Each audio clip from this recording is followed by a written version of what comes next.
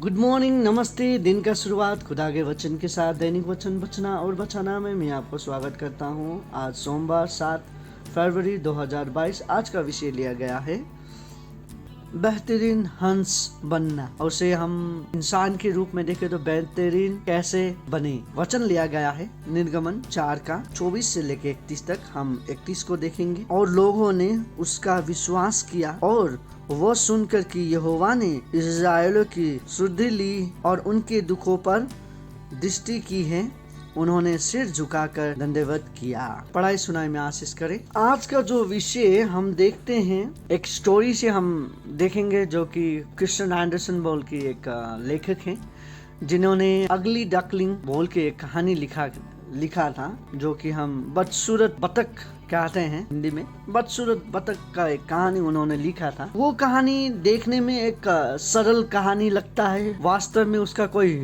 मकसद ही नहीं है लगता है। हमारे जीवन में जब हम पढ़ते हैं लगता है ये एक डकलिंग का जीवन से हम कुछ सीख ही नहीं सकते हैं जब वो स्टोरी पढ़ते हैं। लेकिन जब हम स्टोरी वो पढ़ते जाते हैं अंतिम में हम क्या समझ पाते हैं कि ओके, अगली डकलिंग जो एक बदसूरत बतख था, अंतिम में जाके एक बेहतरीन हंस में परिवर्तन होता है।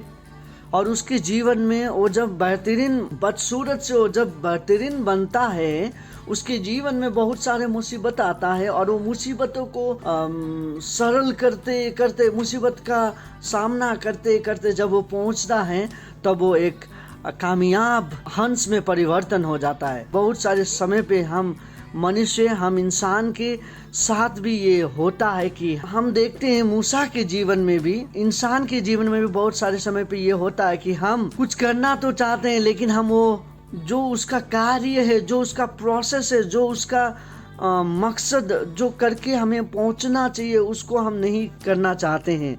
जो उसका कार्य है उसे हम नहीं करना चाहते, क्योंकि हम डर जाते हैं और क्योंकि हम नहीं सह सकते हैं।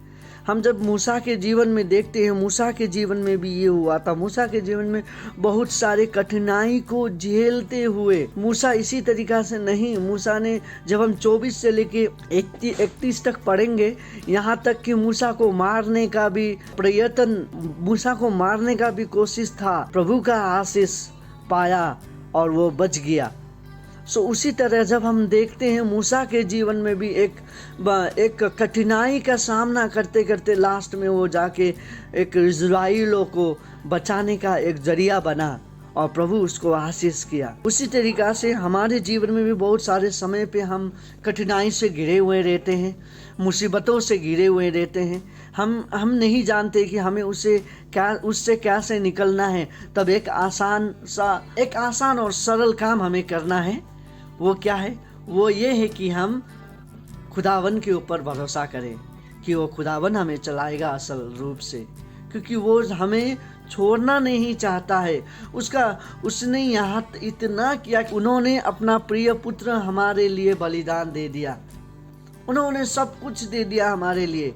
और हमारा जीवन जब हम देखेंगे, जब उसके रूप से हम देखेंगे, हमारा जीवन बहुत सरल हो जाएगा।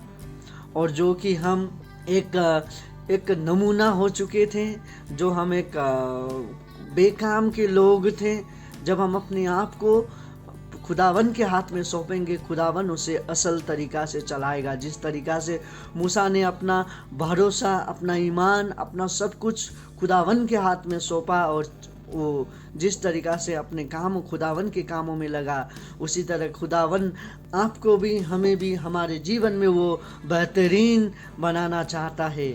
और बेहतरीन बनने में बहुत सारी कठिनाई का सामना करना पड़ सकता है हमें। क्या हम वो कठिनाई का सामना करने के लिए तैयार है? क्या हम नाकामयाब से कामयाब की ओर बढ़ने के लिए तैयार हैं? क्या हम बदसूरत से खूबसूरत होने में तैयार हैं? खुदावन आपको चलाना चाहता है। आज का दिन आप खुदावन से दुआ करें कि खुदावन, मैं आपकी ओर आता हूँ, आप मुझे आशीष करें। खुदावन के आगे आप जाइए, खुदावन के आगे हम चलते हैं और खुदावन हमें आशीष करता है। खुदावन आप सभी को आशीष करे, आपके परिवार को आशीष करे। आप सभी का दिन शुभ हो। सभी को धन्यवाद।